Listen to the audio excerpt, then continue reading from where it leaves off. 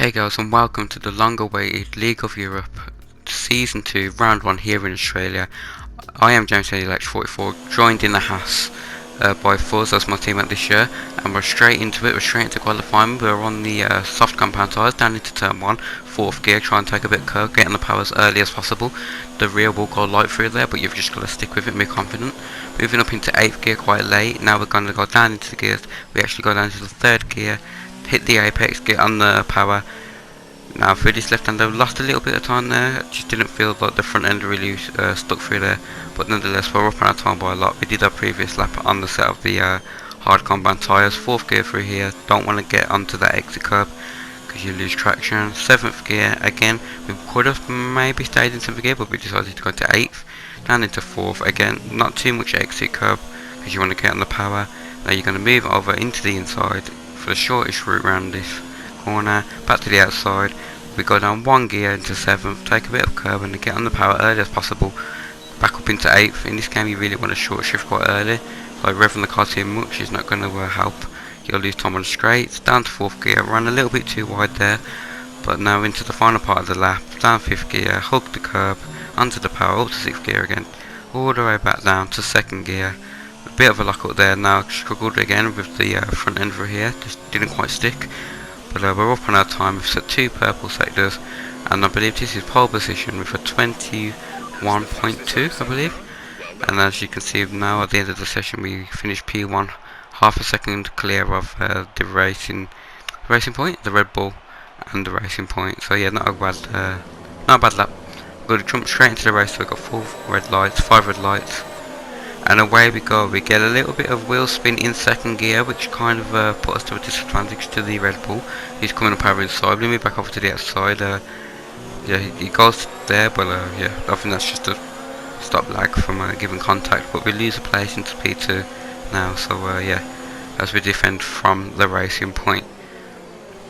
Now, interestingly, we was sticking with the Red Bull, and we're going to have a go again on that one. Go for the outside, but then switch back into the inside, try and be late on the brakes. We give him a bit of a squeeze. We did make contact. The fat a little bit bad, so I kind of like, if you watch my throttle map there, I kind of really didn't get on the power as early as I should have through that corner and kind of let him through, because I felt a little bit bad. Let me make a bit more contact with him. So yeah, so not great there. A little bit of contact here and there, but fair racing, and I can get our head down again. But nobody can stick with him.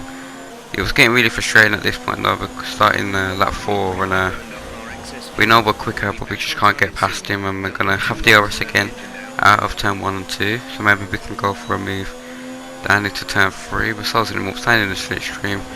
We go for the inside, but again he's very good on the brakes. That's what I noticed about the Red Bull. He's very good on the brakes, and he's very good in the traction zones. He's quick where he needs to be, but yeah, it took us until the beginning of lap 5 to have a proper move on him up the inside of turn 1. Gotta be brave on the brakes, get it done. Give him the room, just in case he tries to come back around. But yeah, move back into P1 and now we can try and concentrate on the race. But on the same lap as we get past him, the Red Bull driver decides to come into the pits, so that's actually confirming that he's on the 2-stop strategy, as we are on the 1-stop. But probably coming around lap 10, lap 11, and put on the set of hard compound tyres to go to the end. So interesting call from him. We'll see how that plays out. But we're cut now to our pit stop lap. Lap 10 we managed to get to the tyres were pretty worn, they were around 64% on both front and rears. So we're coming in now, hopefully we can get a decent stop. We are going to lose track positions to the Red Bull, but no, he's got another stop to go. And he also did pick up a 5-second stop go, 5-second penalty that he'll have to serve in the next stop as well, which will help us out massively. But the aim here now is just to keep the gap around about what it is to the Red Bull driver, so we're not losing too much time.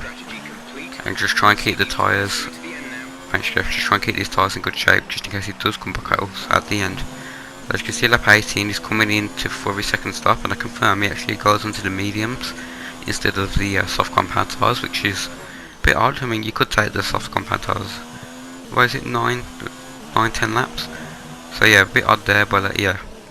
As you can see, the Red Bull driver is not even showing up on our screen, so he's still not up into the podium yet, and we're on lap 24.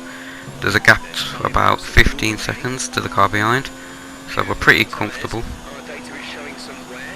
Yep, tyres are going off thanks to Jeff, but yeah, pretty easy win, I'm going to be honest. I think if he went for the one stop, it would have been very close, and we could have continued battling. But yeah, we come across the line for our first ever competitive race win in League of Europe, and to win in the first race is very good and goes well for the season.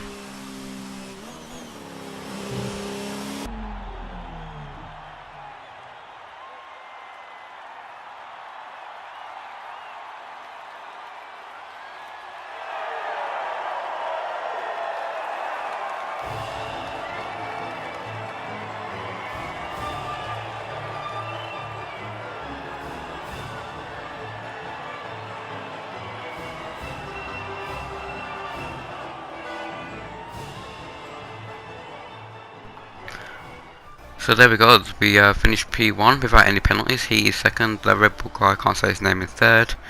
So a pretty decent race, and I'm really glad with that. I hope you liked. Subscribe if you're new, and I'll leave you with these highlights of the race. I'll see you in a bit. Peace.